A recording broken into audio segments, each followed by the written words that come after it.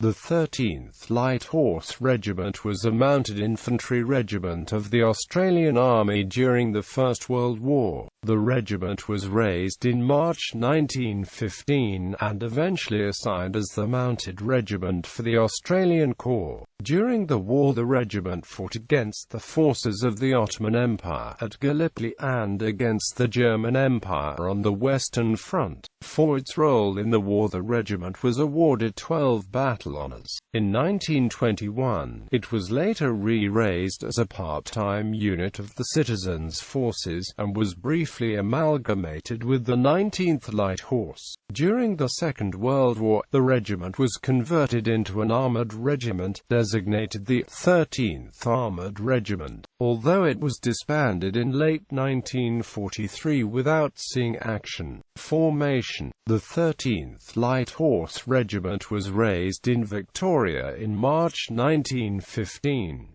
Being the 13th Regiment raised within the Australian Imperial Force, they were soon given the nickname the Devil's Own Regiment, and comprised 25 officers and 497 other ranks, serving in 3 squadrons, each of 6 troops. Each troop was divided into 8 sections, of 4 men each. In action, 1 man of each section was nominated as a horse holder, reducing the regiment's rifle strength by a quarter. All Australian Light Horse Regiments used cavalry unit designations, but were mounted infantry armed with rifles, not swords or lancers, and mounted exclusively on the Australian Whaler horse.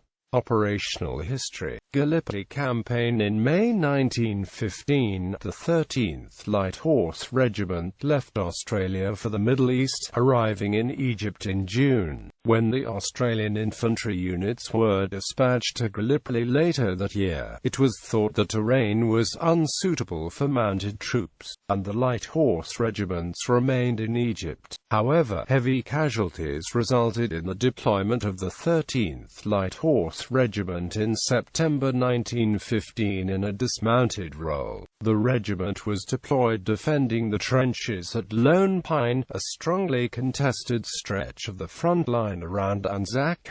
2 months later, in December, the regiment was withdrawn back to Egypt when the Allied forces were evacuated from the peninsula. Western Front. 2 squadrons, B and D, which had originally been part of the 4th Light Horse Regiment, took part in the Battle of Messines, the 3rd Battle of Ypres, the Battle of Broadside, the Battle of Passchendaele, the Battle of the Lys, the Battle of Kemmel, the 2nd Battle of the Marne, and the Battle of Tardenois. The 2 squadrons, together with the squadron from New Zealand, were eventually amalgamated and renamed the 2nd Anzac Corps Mounted Regiment, and together earned 9 battle honours on the Western Front. When the infantry component of the Australian Imperial Force was expanded to 5 divisions, the 13th Light Horse Regiment was broken up to provide a reconnaissance squadron for the 2nd, 4th and 5th Divisions. The squadrons then moved to the Western Front in France between March and June 1916.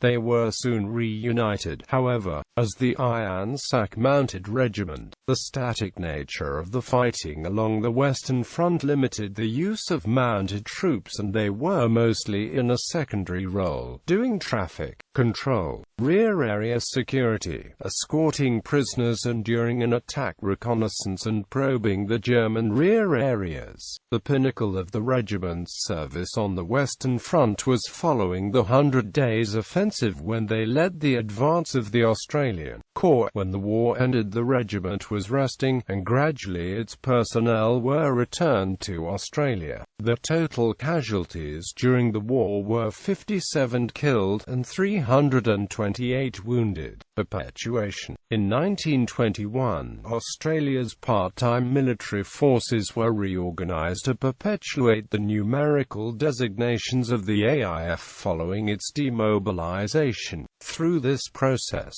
the 13th Light Horse was re-raised as a Citizens Forces unit in Victoria, adopting the territorial designation of the Gippsland Light Horse. In 1939, the regiment was amalgamated with the 19th Light Horse to become the 13th 19th Light Horse. In August 1940, during the opening stages of the Second World War, the 13th was reformed in its own right. It was later mechanized and redesignated the 13th Motor Regiment in March 1942, based at Garang, Victoria. In May that year, it was converted into an armoured regiment, designated as the 13th Armoured Regiment, as part of the 2nd Armoured Division's 6th Armoured Brigade, which had been formed for defensive duties to guard against a possible invasion of mainland Australia. After moving to Pukepunjal in July, the regiment was equipped with M3 Grand tanks.